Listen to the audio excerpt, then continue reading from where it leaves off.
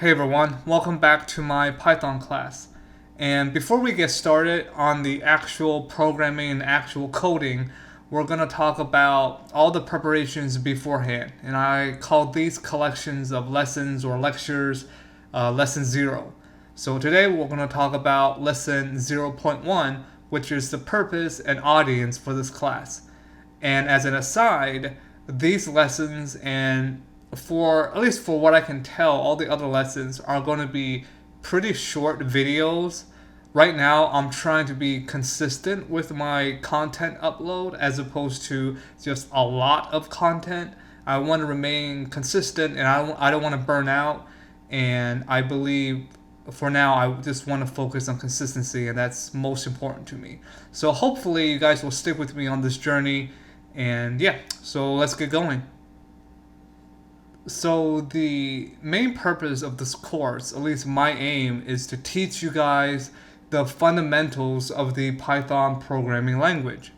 Now, of course, the natural question is, what are the fundamentals or the basics anyway? And to be honest, this is going to come down a lot of it, or not a lot, a decent amount of it is going to come down to personal opinion. But I have my own definition, and so my main definitions for the fundamentals of programming of Python, they are basically the building blocks that all useful code rely on, such as variables, functions, iterations, data structures, and don't worry, we're going to be talking about all of that stuff later. The sequel to my definition is that the basics are the foundation, right? The fundamentals are the foundation that all advanced topics build upon.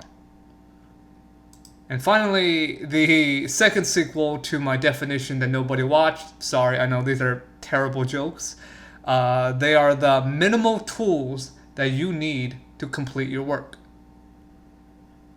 And this brings us to the last part of this lesson, and that is, who is this course for? Who are the intended audience? Well, I would say there are three main groups of people that I'm aiming towards. Of course, they're not mutually exclusive. The first group of people are the people with zero knowledge of Python and programming. We're talking about complete and absolute beginners. The second group of people would be the life scientists. Of course, I myself am a life scientist, I'm a virologist, and so I'll be approaching teaching this course from that angle, as opposed to someone that is purely a software engineer or a computer scientist. And finally, I would say anyone basically that's interested in self-learning or autodidactic learners. And I am someone who really enjoys autodidactic learning. I, for example, like I said before, taught myself Python, so this is another group of people I think would appreciate this course. Okay, well, that's all I have for today. And again, thank you guys for sticking with me, and hopefully you'll continue onwards with me on this journey. All right, I'll see you guys next time. Take care.